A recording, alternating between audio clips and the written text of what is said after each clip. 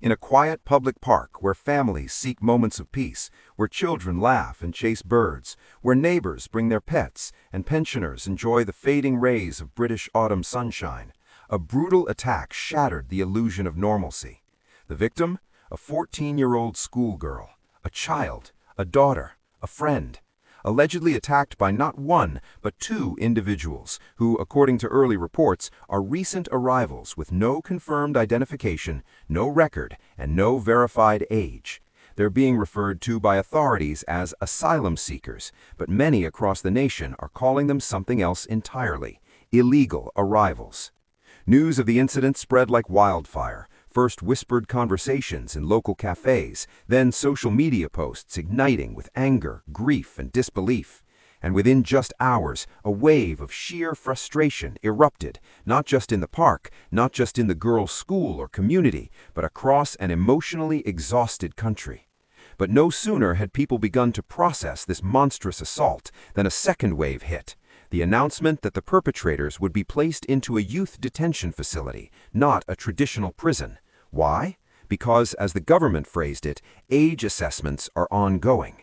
That's right. The very individuals accused of stripping a child of her safety are being protected under British youth laws, laws designed to rehabilitate troubled minors, not to shelter those whose backgrounds are unverified, whose intentions are unclear, and whose legal identities remain in question.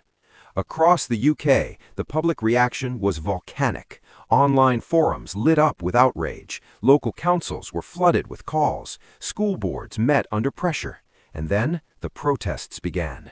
It started with vigils, mothers standing hand in hand with candles, students placing flowers outside the gates, communities gathering not just in grief, but in silent but urgent demand: accountability.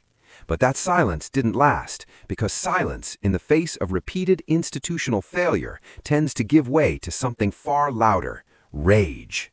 Within 48 hours, some of these gatherings turned into demonstrations, and some demonstrations turned into riots.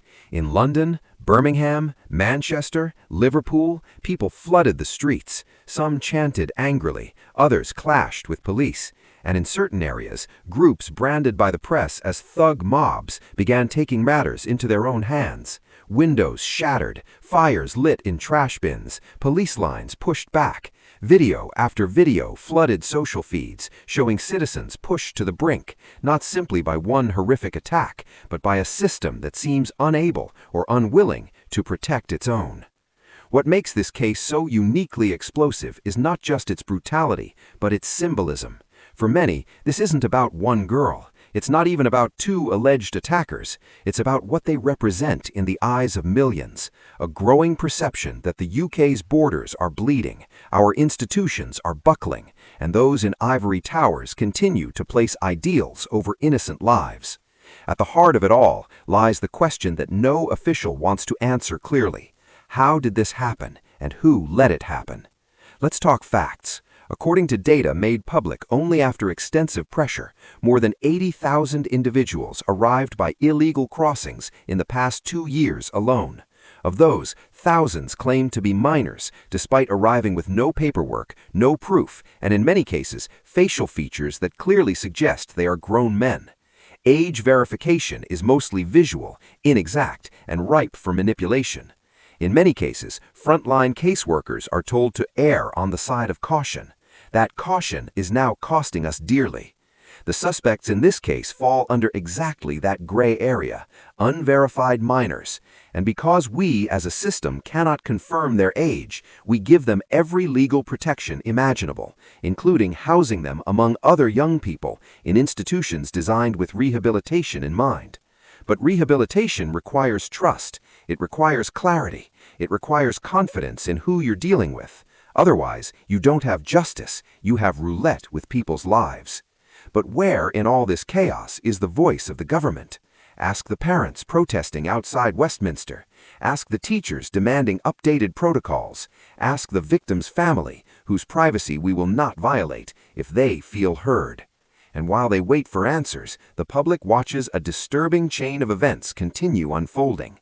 Police departments stressed to the limit, resources diverted to monitoring protests instead of preventing crime, counselors making public apologies, refugee advocates issuing statements laced with legalese but void of human accountability, and media outlets, by and large, walking the tightrope, careful not to say the wrong thing, careful to protect optics instead of truth. This is Britain today. And yet, through the screams and headlines, a broader resonance emerges from the madness, a deeply unsettling but recurring pattern, one we've seen time and time again.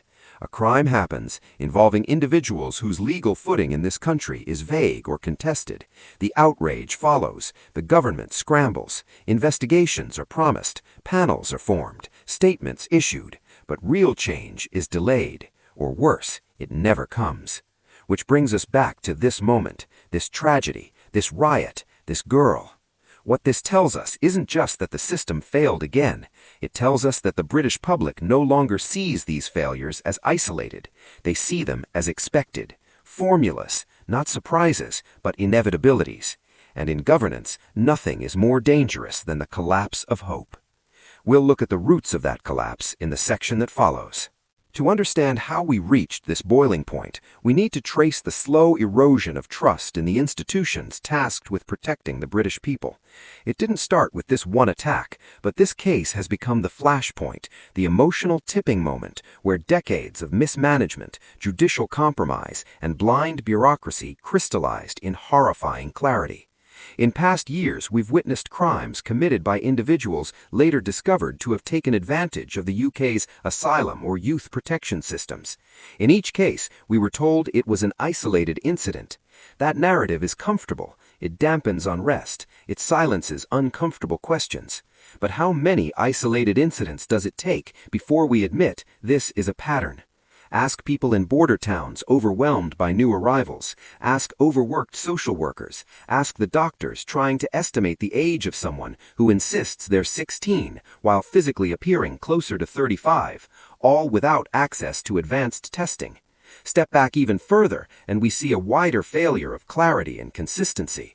Government agencies shifting legal responsibility, immigration departments bogged down with backlogs, judges applying conflicting standards, and above it all, an elite class of technocrats and NGO executives who believe their job is to lecture ordinary citizens on compassion, while rarely setting foot in the very communities forced to shoulder the consequences of policy failure. This is why the response to this case was not just outrage, it was fury.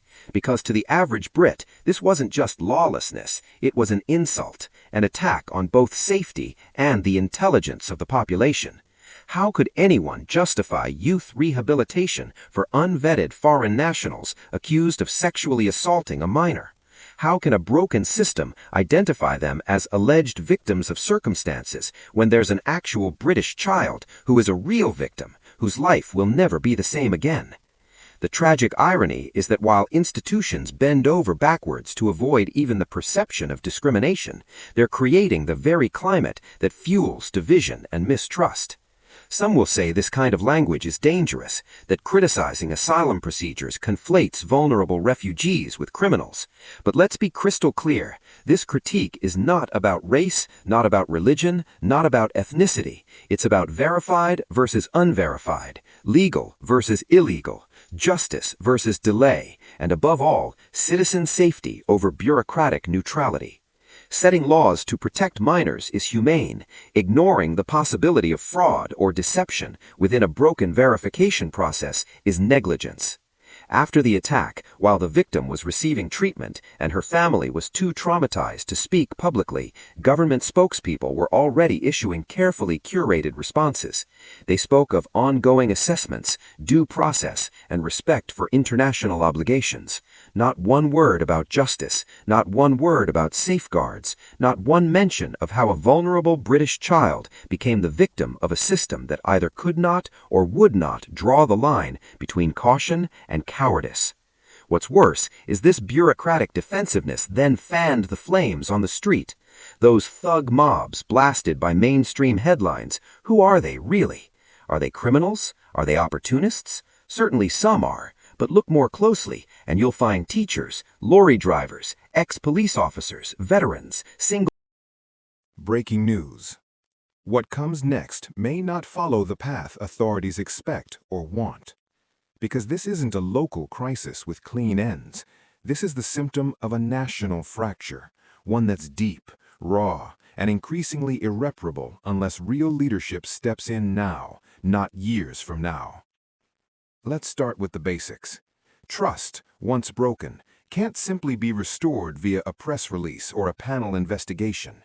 It's earned, and earned in action.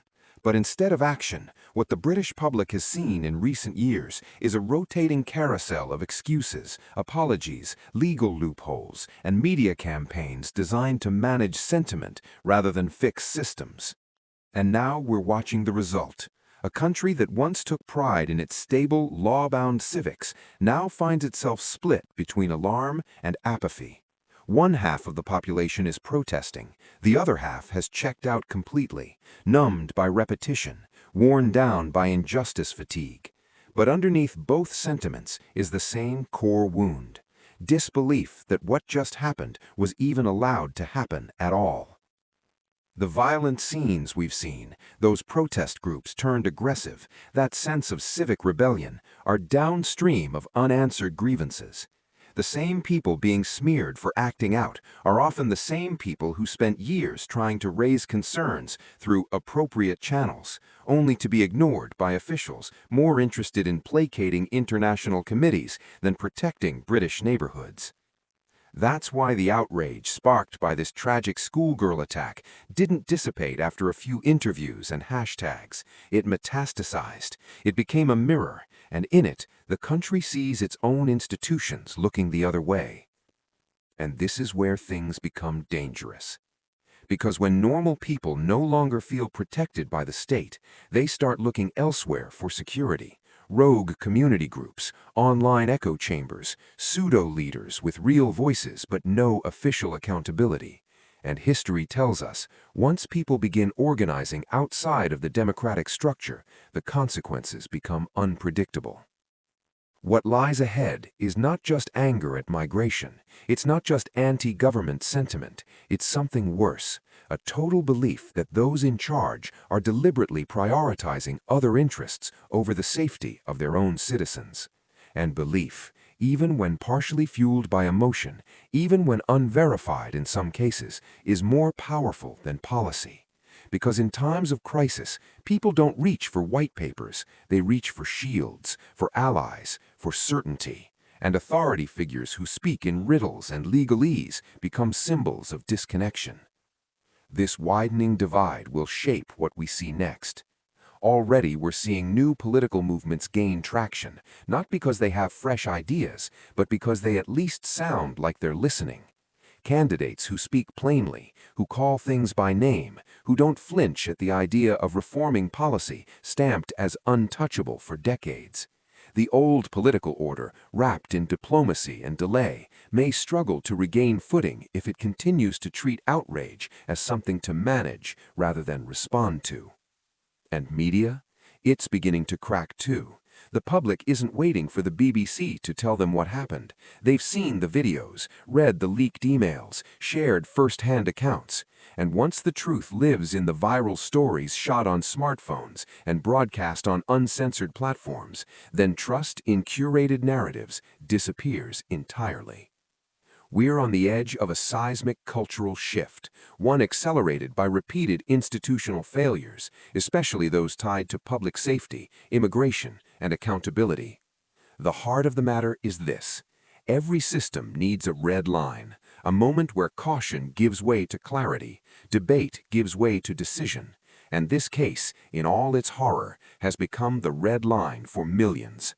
A young girl's safety cannot be a secondary concern. It must be the starting point for reform.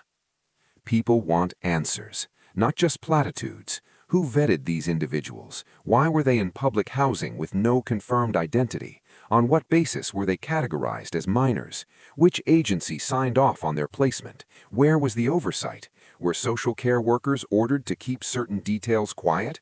Who knew what and when? These questions must be answered not with legal hedging, but with blunt transparency. Until then, every delay reads like evasion, and every evasion feels like betrayal. But